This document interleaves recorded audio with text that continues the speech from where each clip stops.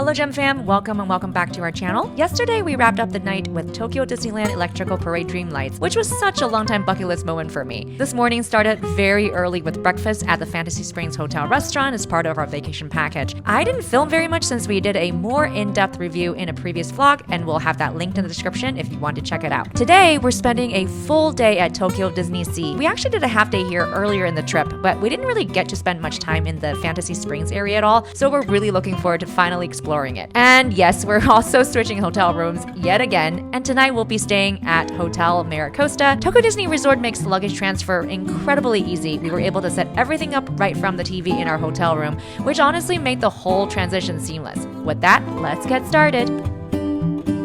It is another day. I'm actually losing track of time. So we are back at the Fantasy Spring Hotel, but this time we're at one of the alcove rooms. So we have Rapunzel and her painting and cute little chaise lounge. So that actually turns into a bed.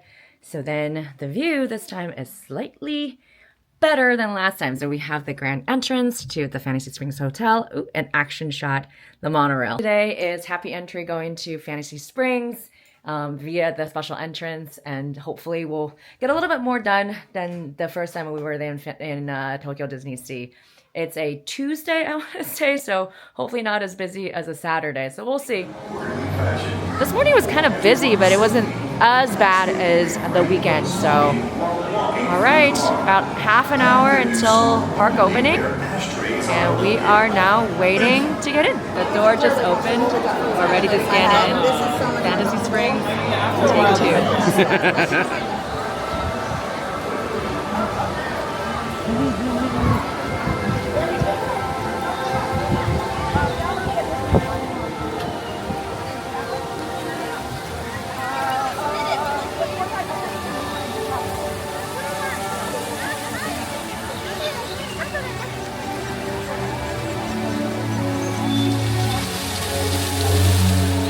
We made it into the park. Go shopping! Jin is busy, as you can just hear, booking shopping and shows and other stuff that we don't have tickets for, and trying to take advantage of the 15-minute early entry to kind of take advantage of some of the 40th anniversary and raffle passes.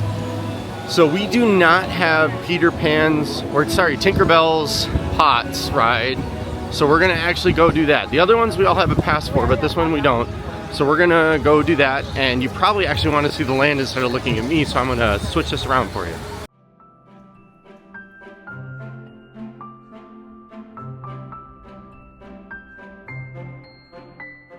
Alright, so we found out that Tinkerbell's Buggies doesn't open till 9, so we changed and we got in line for the Tangled ride. Frozen's already probably got the biggest queue going.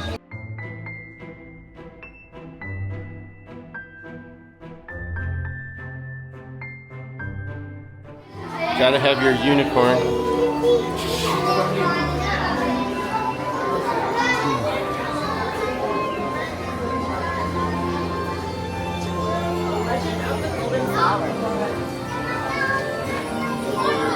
Rivers and something, waterway. Okay.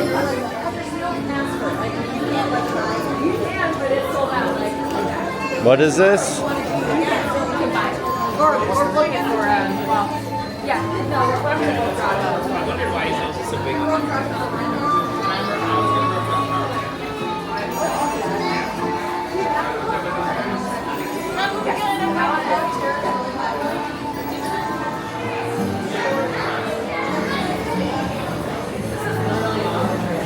Just to see that. Yeah.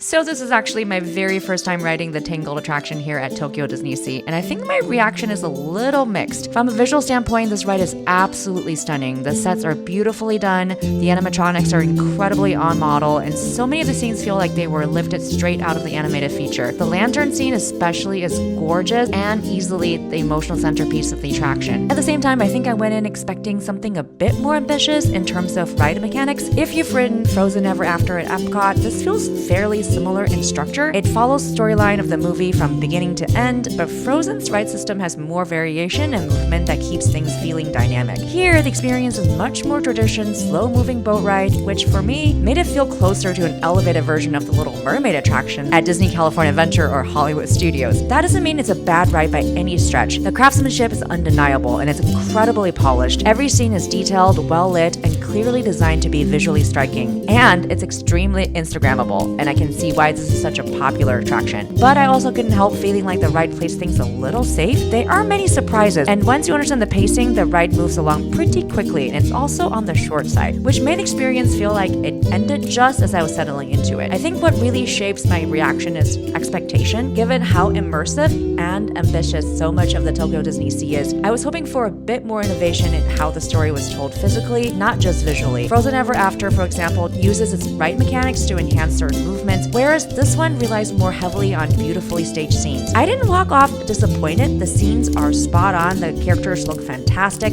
and the ride absolutely delivers on atmosphere. But I also didn't walk away feeling completely blown away. It's a lovely attraction, just one that left me wishing there was a little bit more depth, a little more surprise, and maybe a bit more time to take it all in. We are off of Tangled, heading our way over to Tinkerbell's Buggies. Very good slow boat ride. Obviously the highlight of the room is the lantern room, which is amazing.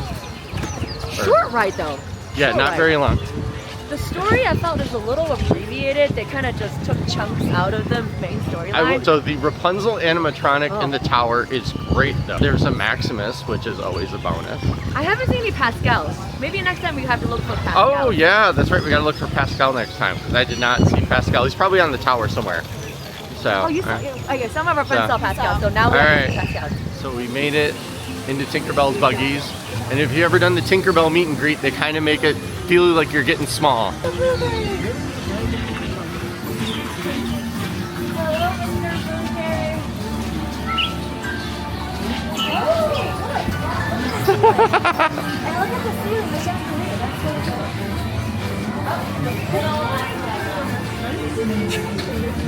There's a dewdrop. Oh,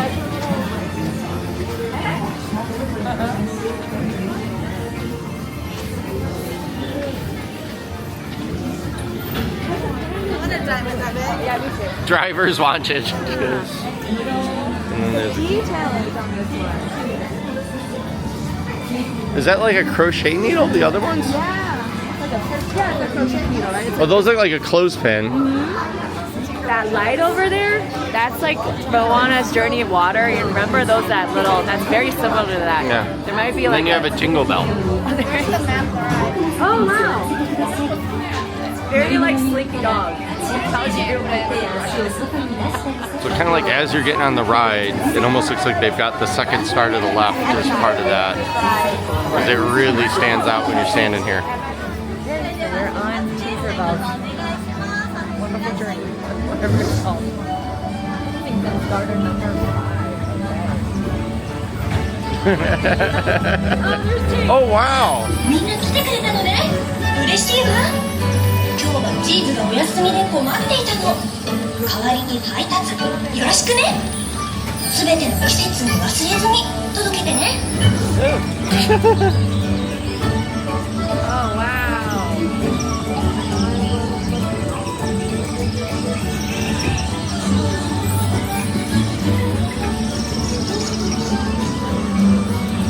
Oh, let's look around.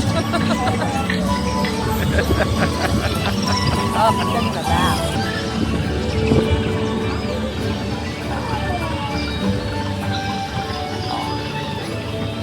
Very cute. You know what? The hotel fits into the theme. That's why I don't block it. That's very Uh-oh. clever. Uh-oh. Slow down. Oh no. Oh no. It's winter time. Happy summer snow day.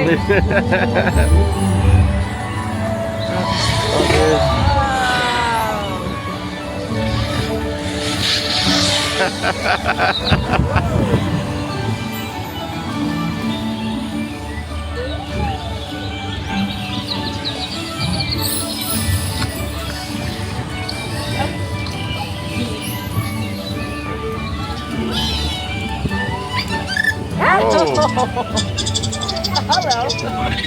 Love Tink.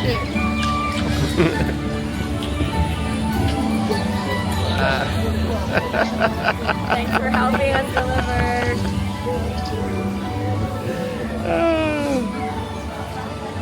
We are waiting for Frozen. The park literally just opened, and this is the line.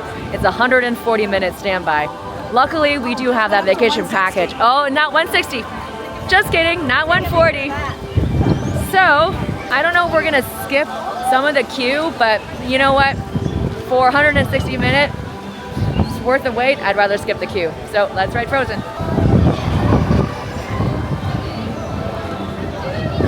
Yep, and this is with the happy entry. Everybody bolted to Frozen. This is insane. Yeah, looks like we are gonna skip some of the queue, but I don't care so much about that. I do not want to be caught in that line right now. Holy moly. We've ridden Frozen in Epcot, obviously, in Norway, and then also in Hong Kong. So this is a brand new version of Frozen here in Fantasy Springs. So really looking forward to it. I don't know if it's the same ride vehicle as the one in Epcot in Hong Kong. I don't think so. I could be wrong. I haven't really been spoiled with this ride at all. So let's go on Road Frozen and check it out and see if it's any different or the same. So far, the one thing we have noticed that these rides have these arbitrary stairs that you have to go up and down. I'm pretty sure they have a mobility access, so keep that in mind for sure. Lots of stairs. For Tangled, there's one up and down. Frozen, same, up and down. I'm sure it's hiding some sort of a show building and whatnot, but yeah, that is we've noticed a pattern here with the stairs.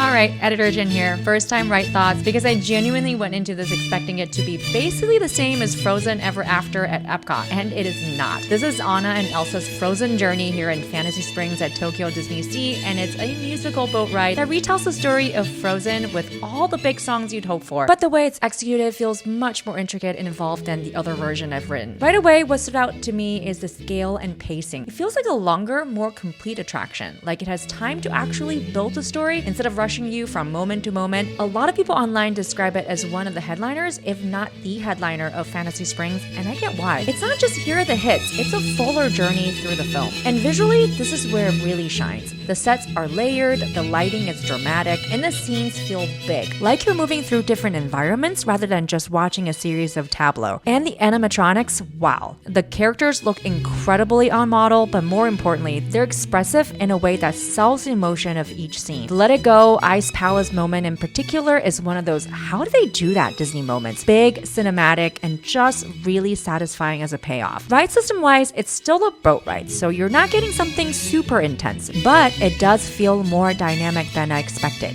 If you've done Frozen Ever After at Epcot, you know that ride uses some classic flume boat tricks like direction changes, and reviewers have noted Tokyo's version also uses similar directional switches while still feeling like its own thing. So it has that familiar DNA, but the show scenes and the way the story unfolds feel more elevated and modern. What surprised me most is that I enjoyed it more specifically because I thought I knew what was coming. I've ridden Frozen Ever After at Epcot. I've ridden the Frozen ride at Hong Kong Disneyland, which is a very different experience. So I went in thinking, okay, I know the beats, but Tokyo's version feels like it's operating on another level in terms of detail and completeness. It's one of those rides where you can tell the budget went into show, atmosphere, and making each scene feel like a moment. So final verdict, as a first timer, I actually really liked this. It delivered the big movie moments, and it felt more immersive and premium than I'd expected. If Frozen Ever After feels like a really solid retelling, this one feels like the upgraded, more ambitious cousin. Still familiar, but with more depth. Bigger scenes and more wow factor packed into the runtime. Definitely a highlight of Fantasy Springs for me.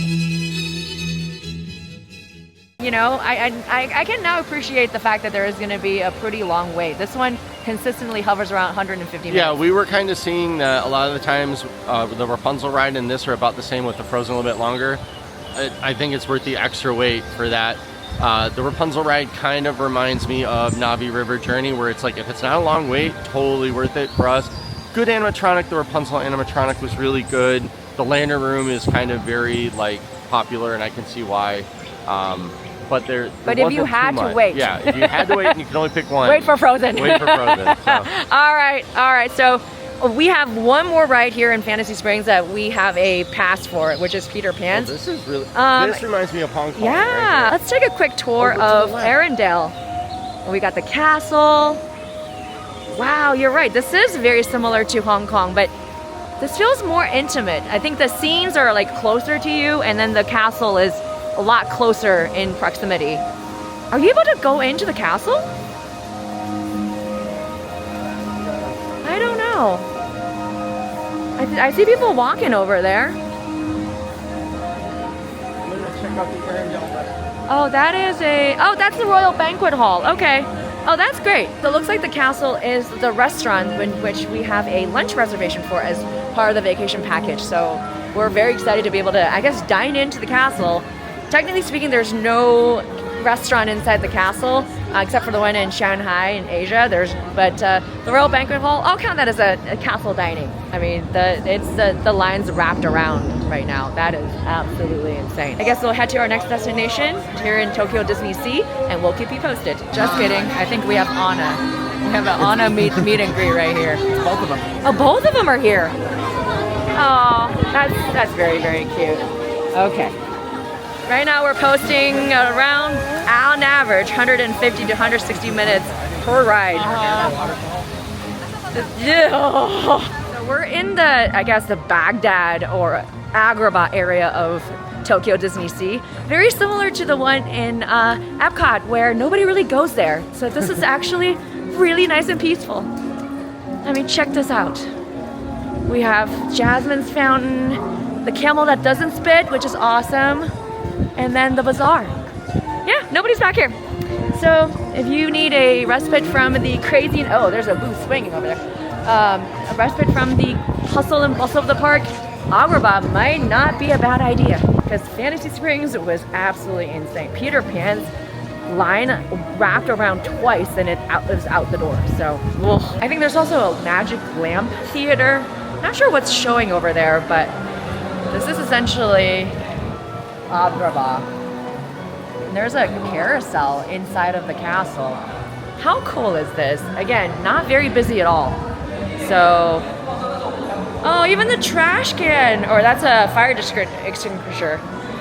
It's even like Agrabah themed. And that's like sort of like a whole entire town square back here in the castle courtyard.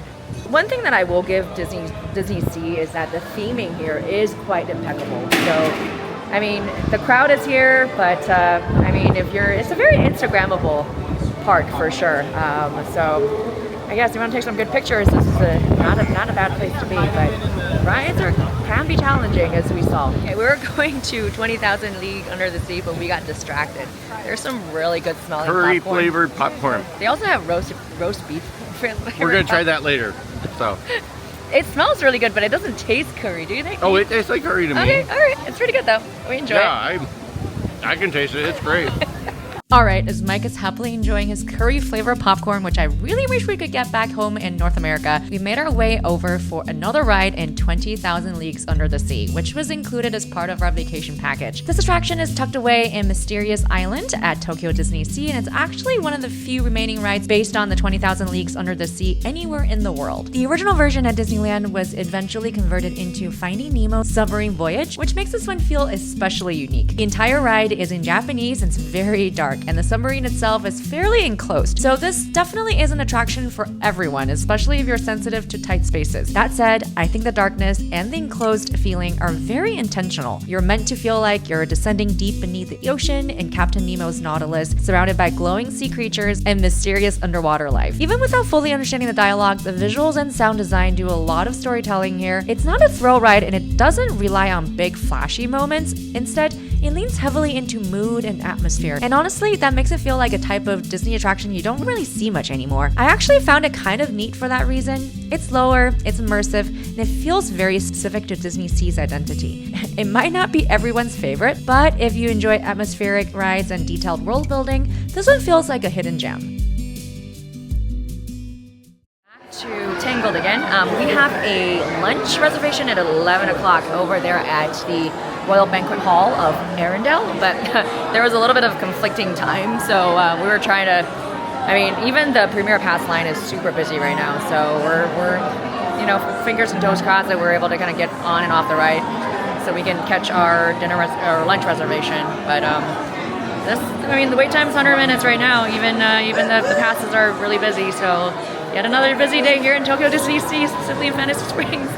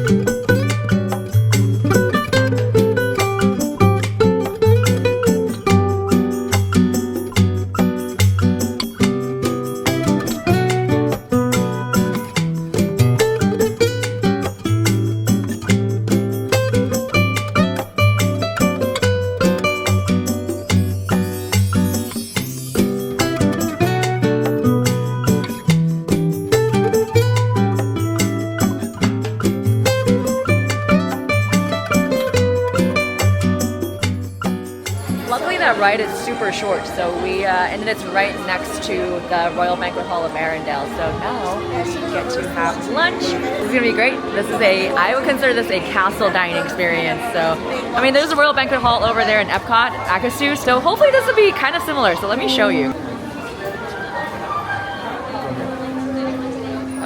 It's kind of like this almost reminds me of the Arendelle on the Wish. Although this is. Oh, wow. Yeah, me too. This is a banquet hall, all right. Yeah. Quick service. Yeah. Didn't realize.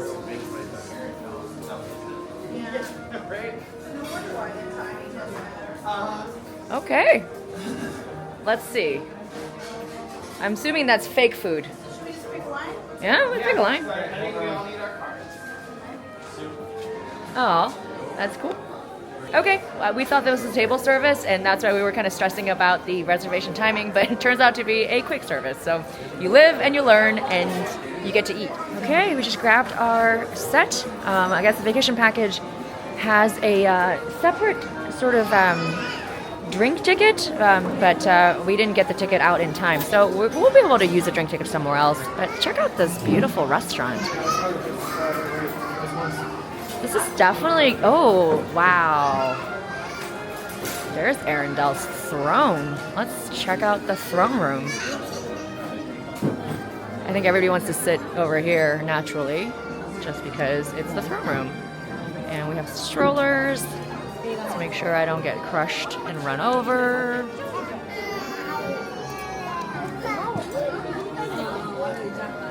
We have portraits of the royal family.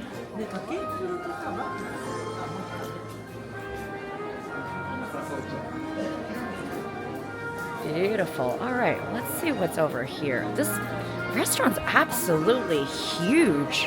Okay, so we have this big long hall. We have all of the royal family on this side. Oh, hi, Sven. And then it's a little like I guess it's kind of like the drawing room, sort of music room type of situation.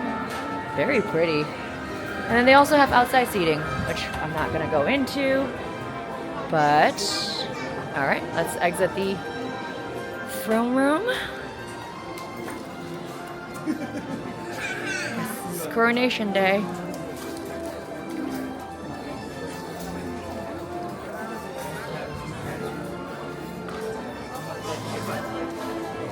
And then there's this big open space back here.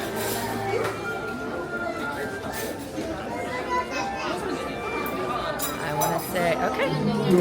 Oh, so like round.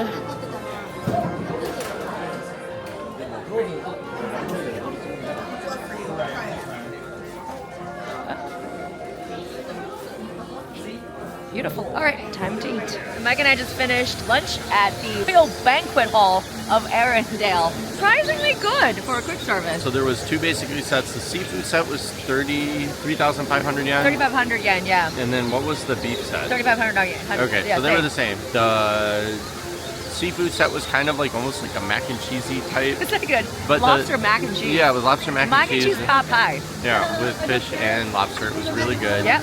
The bun that it came with was kind of something, it was okay. But then the Olaf mochi dessert was very good. The salad was very good too. really good. So it came with a bun and main entree, which was your beer was extra. Beer was extra. But well worth it. Yes, because our vacation package, the meal ticket doesn't include the soft drink. So we were like, and so technically I have 5 drink vouchers that I forgot to pass out to everybody. So what we're planning on doing later is maybe when we get some popcorn, we'll use those drink vouchers there. Or not. Well, if not, we'll just have to look really sad and like pray that those tickets might work at a kiosk, something. But yeah. All right. So I think we have a little bit of time to kill until our next stop. So we haven't really explored Fantasy Springs very much. This morning was just kind of in and out, try to get on the rides and get into a restaurant. So I think we're gonna walk around and putz around and then check out the walkthrough experience in Neverland. So that's what we're gonna do. And I guess our Fantasy Springs Take 2 day continues. Okay, so far so good? Better than Saturday. All right. That's low bar, but we're going. Look at that, that is so pretty. I know. That's the main hall, right? Yeah. No, that's the hotel. Oh, I know. That's the main lobby of the hotel. I think the check-in for the hotel's over there. Oh, okay. Okay. I do like the where it's situated. Like this is, to me, this is better I think it's better. than Hong Kong. At least like this area. Now the Happy Summer Snow Day, Yeah. all that stuff that's going on, that's good. Well, I think the problem with Hong Kong is that they're trying to add a lot more. Here is you just got Arendelle's castle and then the North Mountain, but over there they have had the Trolls Land and all that stuff. So it's gonna be they're trying to cram a lot more stuff. Yeah. Like I said, the shops just feel like a lot more like intimate and closer to you. That's kind of my opinion. Wow, how did I miss Mickey? It's the sorceress. Oh my gosh. We totally missed that yesterday. How did we miss this? That's beautiful. Wow. Oh, there he is. Hi, Mickey. That's gorgeous. All right. Okay. So, wow. Apparently, Mike and Evan just missing all of the sculptures and reliefs. And there's the fairy godmothers or the fairies. Wow. Okay. My opinion of Fantasy Springs is changing just a bit. That is some good theming right there. Holy moly, that's beautiful. And then over here we have Cinderella. And there she is. Wow. And we have one of the mice. That's Susie or Perla. And we have Gus and Jacques. Wow. Oh my God. Over here we have Snow White, we have the little birds, and we have the mirror. Wow.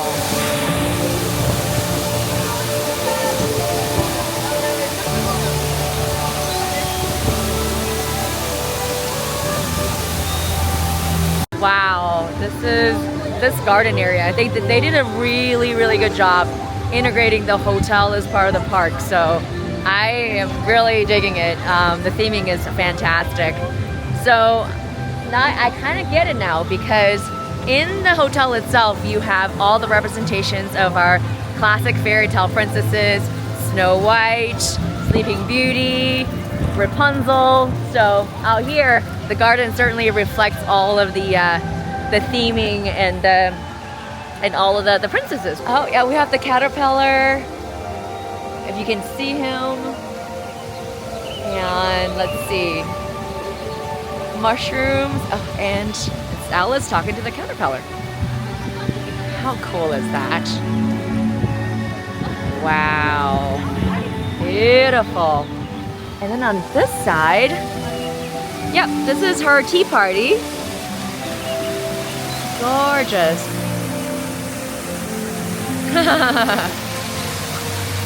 Yep, the tea is certainly a brewing. Seeing that this is Fantasy Springs, the princesses is out. Elsa's over there, Mermaid is over there, and then Belle's over here. And I think Cinderella's over there too. Oh my gosh. All the princesses are out. That's amazing. So there is a exclusive merch bag for only if you're staying at the Fantasy Springs Hotel. So I'm like, you know what? I'm probably gonna kick myself and really regret it if I didn't get it. You know, I'm not sure when the next time we're gonna come back here, so might as well do it now. So anyways, just putzing around in the courtyard area until our redemption to ride Peter Pan's. Oh, this is beautiful. What a lovely day it is. Oh my gosh, that's Mr. Smee. Oh, that's kind of sad for him. That's very sad, actually. I guess this must be the Peter Pan area, but apparently you can get on the pirate ship. That's kind of cool. Really explore Neverland. They got the skull over there.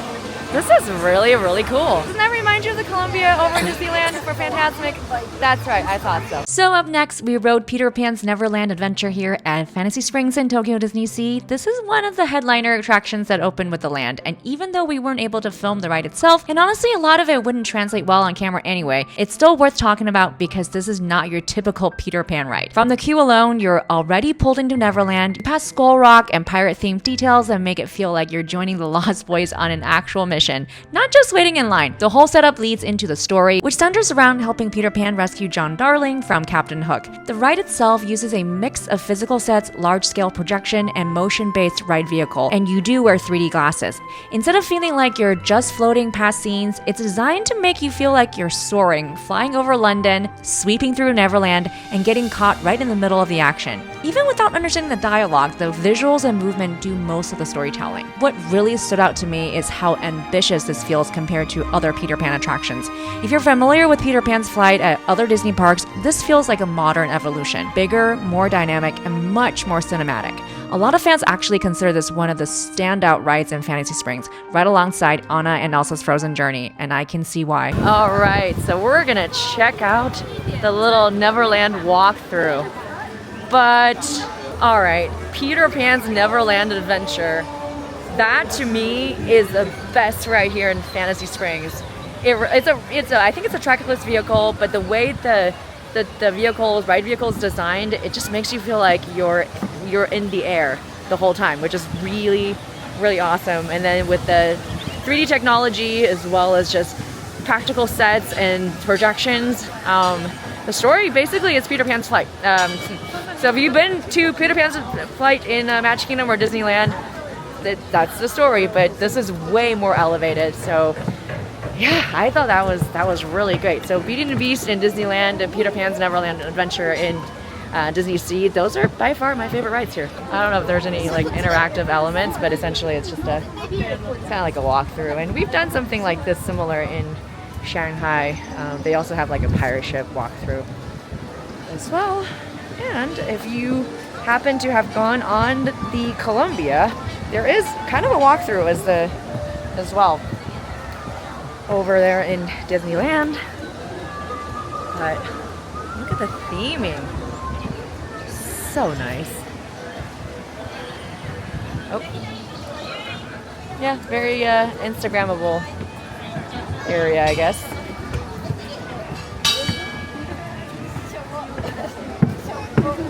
Oh, everybody wants to ring the bell. Oh, yep, there's the bell. We shall ring it.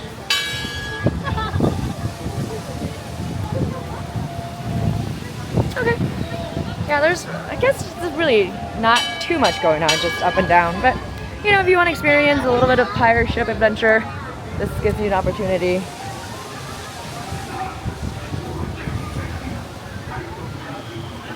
Now we're going to head on over to the cave area. Supposedly Disneyland Paris has something similar. It's kind of like Peter Pan's land or Neverland. So I think that this is kind of like a smaller version of it. But, you know, it's kind of nice though.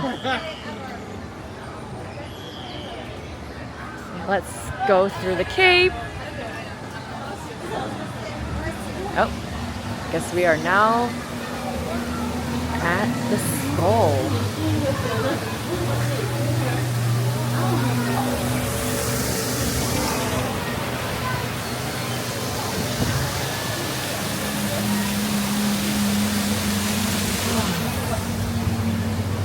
I don't think you can get down there. Yeah, that's definitely roped off, but let's see. Some treasure, some coin, and the cave that you're not going to be able to get into. That is nicely themed though. Okay. Oh, look at those teeth. Alright, I think this might be it. Okay. I think we're gonna head to Hotel MiraCosta to check in. This is essentially our third hotel that we're staying here in Tokyo Disneyland Resort. We did Fantasy Springs, we did Tokyo Disneyland Hotel, and now we are gonna be spending a couple of nights in MiraCosta. So I think it should be like literally like right back there in that direction, but I think you have to get out of the park and then come in through the hotel entrance to check in. But like I mentioned on Saturday, this thing is kind of weird. It's like, are we in Universal or not? Not sure. All right, time to check into the hotel. We're right back at the MiraCosta. So today we're actually staying here, which is awesome. Last time we just had lunch here, which is beautiful at the Bella Vista Lounge. But let's do a proper entrance to the Hotel MiraCosta. I mean, all the hotels are very differently themed, which I kind of appreciate. This one's more maritime. Oh, there's Mickey. Oh, and I didn't notice that last time when we got here. But nautical themed and more maritime themed. Oh, the Fab Five are all on there. That's amazing. Oh my gosh, is that Donald up top? Amazing. All right, we are checked into the MiraCosta Hotel.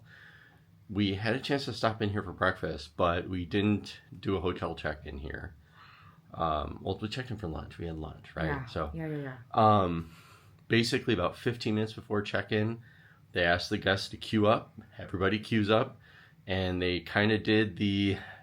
I don't know if you've seen like where a Japanese store or some other countries do this too, where a department store will open and like all the staff come out and greet all the guests and... They formally bow. Mm-hmm. So they kind of did one of those where like basically it felt like the entire staff was there for check-in, which was great.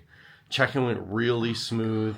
This is by far, Fantasy Springs check-in was nice. Let's put that aside, yeah. They were the most flexible, but like so far this has been like check-in process here was super smooth. Staff has been fantastic. We had a little bit of a mix-up with some of our luggage, but that was on our end, and they were already on top of it. They already were like, yep, we got it taken care of. We're going to do this and that, and we got y'all. We'll just bring it separately in a little bit, and we're perfect. It's only going to take like 20 minutes for it to get here. Staff has, been super professional, super nice. So like so far, I'm really, really digging MiraCosta. the MiraCosta staff. They're fantastic. The Disneyland hotel staff, while very nice, we had a little bit of hiccup with check-in, and it was very chaotic, to be honest with you. Yeah, it was fine, and it was whatever. It was just getting a little settled in. Yeah. But all of them have been good. This one's been the best so far. Definitely, this feels... Very buttoned up. Very buttoned up. Very buttoned up. Yes. They have it dialed in. And it's everybody, like, if you think of what the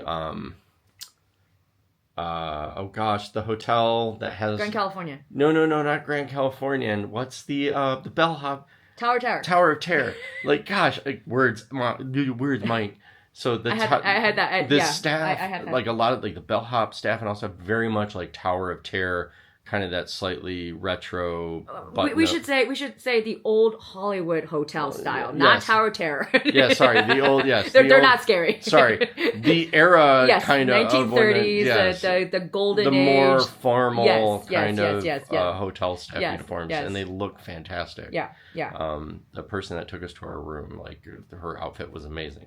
So let's show you the room. Yeah, I'll let Jin do her thing here. So we have a, I think it's just a standard room, but just a level of detail, like Mike's mentioned, I think everything just looks impeccable, just nicely decorated, and just little details.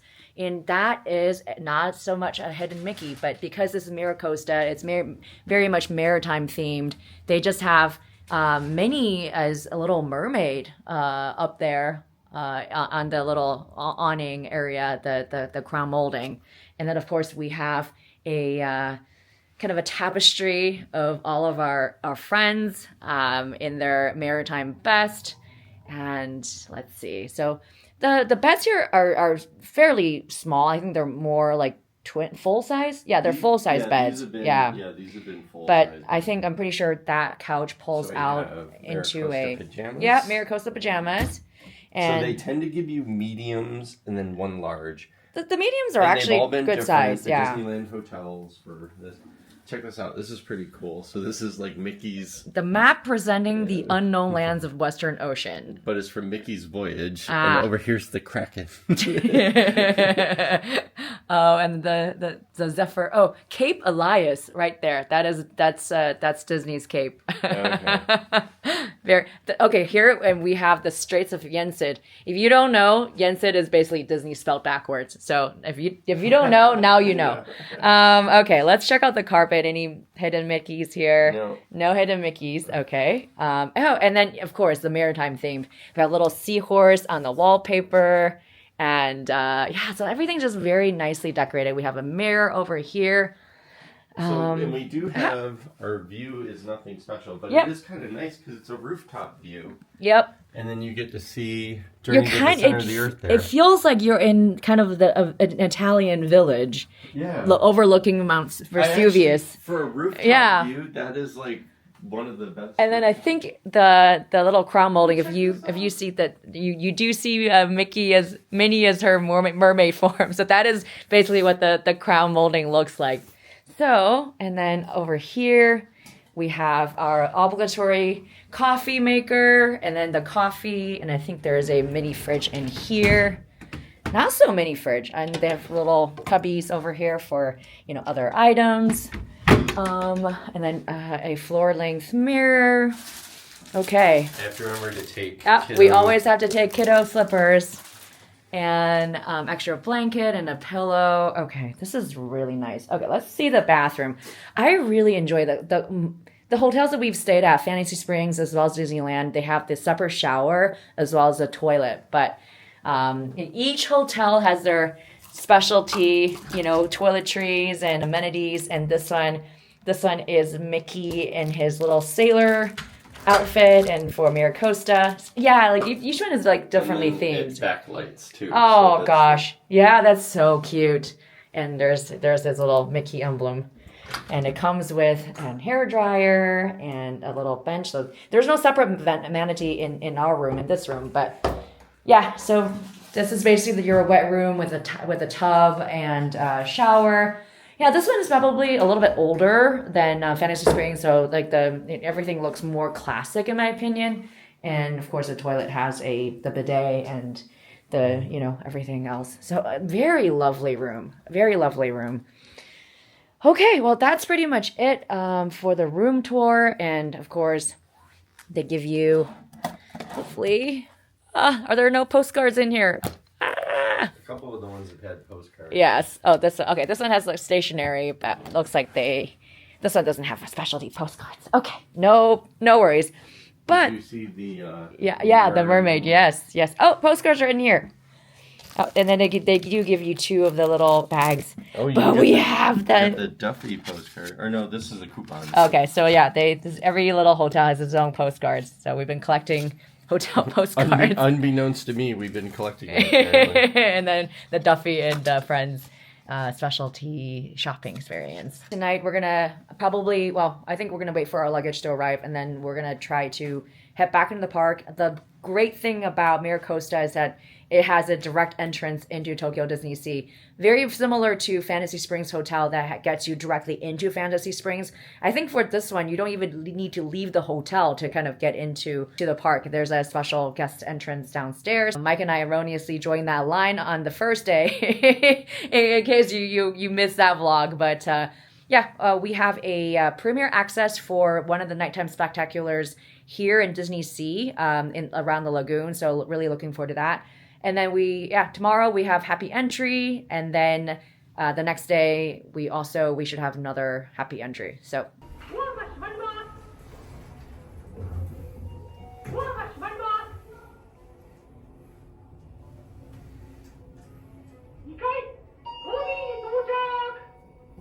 we switched ears. Now we have gelatin ears, and we're back in the park. Coming back to the park was super easy. There is the guest entrance on the ground floor, and then went through security very fast, and then we were able to get in the park right away. So now I think I want to check out I think there's like a genie magic show or something over by Agrabah, basically near Sinbad. So I think that's where we're gonna head to. But this area does look kind of like the Pompeii ruins a little bit, out of like fallen Grecian columns, Roman columns rather.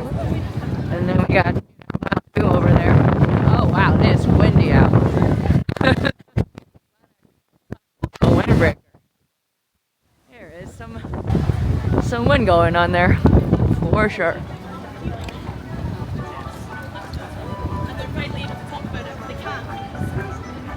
We made it to the castle courtyard area of Agrabah. Yeah, that's amazing. There's a huge carousel, lots of genies. So genies on top and animals on the bottom. This is kind of like the whole Prince Ali, menagerie. And then there's some really rare characters you would not be able to see in North America. Guess what? That is Abu. You don't get to see Abu everywhere, anytime in Magic Kingdom. Every once in a while during Mickey's Not So Scary Christmas Halloween party, they'll bring out Abu, and then Marie, the rats from Cinderella, and even some people were saying they were meeting the fairy godmother. Like that doesn't happen very often. But yeah, I mean the rest of the park is still super busy, but even here it's still not so bad. So all right, let me see if we can kind of get in line for the genie show and kind of check that out. Oh, but the theming in this area is just so amazing. Yeah, the Magic Lamp Theater presented by Fuji Film. No idea what that is. It's kind of like an ongoing sort of like always running show or something. I don't know if it's like a crush experience. No idea. All right, maybe we'll stand in line and check this out. So, unfortunately, filming isn't allowed during the main show, which we always respect. So, this is just a little bit of the pre-show area. Magic Lamp Theater is a live-action and 3D theater attraction inspired by Aladdin, and it's one of those experiences that feel very uniquely Tokyo DisneySea. The story centers around the genie hosting a magic show with a mix of live performers, screen effects, and audience interaction that all come together in a really fun way. If you're familiar with Muppet Vision 3D, may she rest in pieces, this actually feels pretty similar in spirit. It's that same kind of 3D theater experience hosted by a big personality with lots of physical comedy, visual gags, and a bit of playful chaos. And in some ways, it also reminded me of the Frozen sing-along show where live performers interact directly with what's happening on screen, which gives the whole thing more energy and a true stage show feel. What's especially nice is that you don't need to fully understand the language to enjoy it. Even though the dialogue is in Japanese, the visuals, timing, and physical comedy make it easy to follow, and the audience energy really carries the experience. It's also a great option if you're looking for a break from rides. It's indoor, air-conditioned, and offers something completely different from a traditional attraction. Even without being able to show the full performance, this is definitely one of those classic Tokyo DisneySea experience that's worth checking it out at least once. So for dinner tonight, Mike and I ended up at the Snuggly Duckling here in Fantasy Springs as part of our vacation package. As you can see, the walk-in alone really sets the tone. This is a quick service restaurant, but the theming is anything but quick. It's inspired by the Tavern from Tangled, and Tokyo DisneySea absolutely commits to the concept. It already feels like you're stepping into Rapunzel's world, and once you're inside, the details just keep on coming. The interior is surprisingly large with multiple dining rooms that feel like different parts of the tavern and stable from the film. There are wooden beams, murals, warm lighting, and a lot of little visual callbacks. Things like the piano, rustic furniture, and playful decor that balances that rough tavern vibe with the whimsy you'd expect from Tangled. It's one of those places where you keep noticing new details the longer you're inside.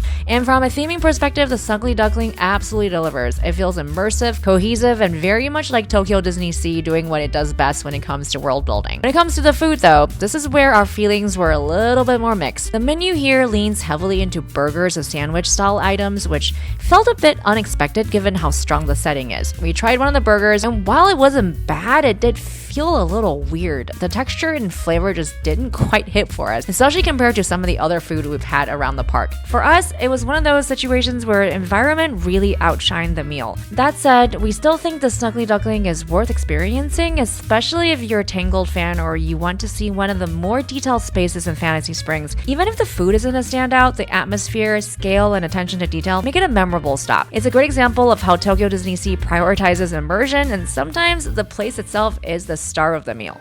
Premier pass or fireworks for the win. I really can't complain other than the fact that it cost me money to get here. I mean, you know, you're already here. You might as well get a decent spot, right? No, this is great. Yeah, if you're only going to come and do this stuff very rarely, I think this is definitely one of those times where budgeting ahead, planning a little bit to spend, so you don't have to fight, you don't have to worry about it, and you can enjoy the limited time that you got here. Time is money, right? Yeah, exactly. So once again, they have little stickers and spots on the ground. I find that system extremely helpful. It could only work here though. It just does not seem like a feasible option back home. No, we're dead center on the kind of like volcano, like right in the middle of the area. Alright, we've just settled into our reserved viewing spot for the nighttime spectacular here at Tokyo DisneySea, and honestly, being able to sit down the entire time was a very welcome change. Today has been incredibly windy, and while we didn't realize it at the time, that does mean some of the show elements you'd normally see aren't able to run for safety reasons. That said, we're still really excited to be here and take it all in, and the good news is that tomorrow we'll be back to watch the show again, hopefully in its full version, so definitely stay tuned for that. And with that, sit back, relax, and enjoy the show.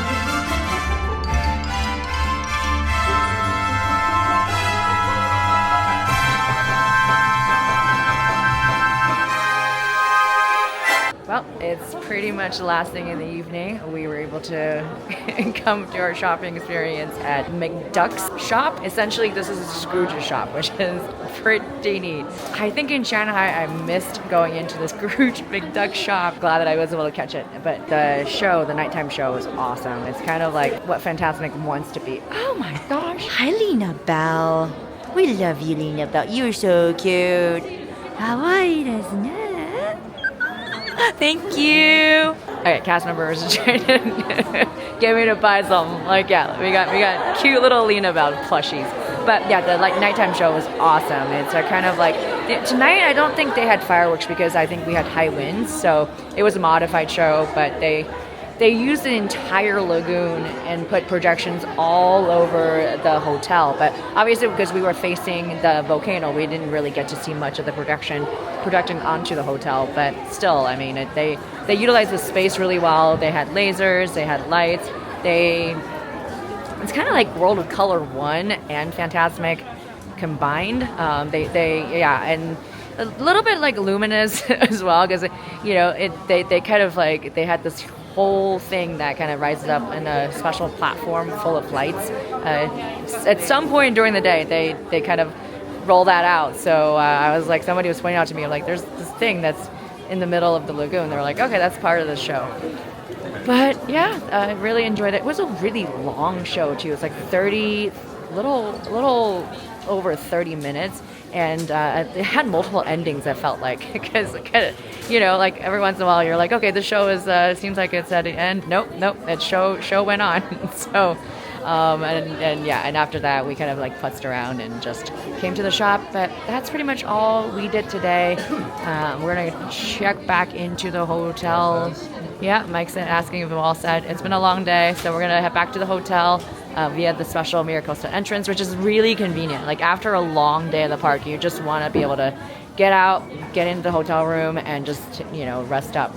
So tomorrow morning, I think we have another day here at Tokyo DisneySea, and we are gonna try to rope drop Soarin'. There's a version of Soarin' here in Tokyo DisneySea as well. We've been on Soarin' over California, Soarin' over the world. The weird Soarin' in Shanghai, that was like, interesting pre-show. So that we gotta complete our Soarin' foursome here. So the last bit of the puzzle is here in Tokyo DisneySea. So that's what we're gonna do tomorrow. Another day, and I think we have like a dinner and a show with Duffy and Friends or something. So that's in the afternoon. So just a little bit of preview of at least what we've booked. So anyway, all in all today, because Saturday happened, I think today was a much smoother experience. We kind of knew what passes we needed, how we want to kind of navigate around the park. So even though today was just as busy as Saturday, I think our experience here is just that much better. So anyway, hopefully you enjoyed.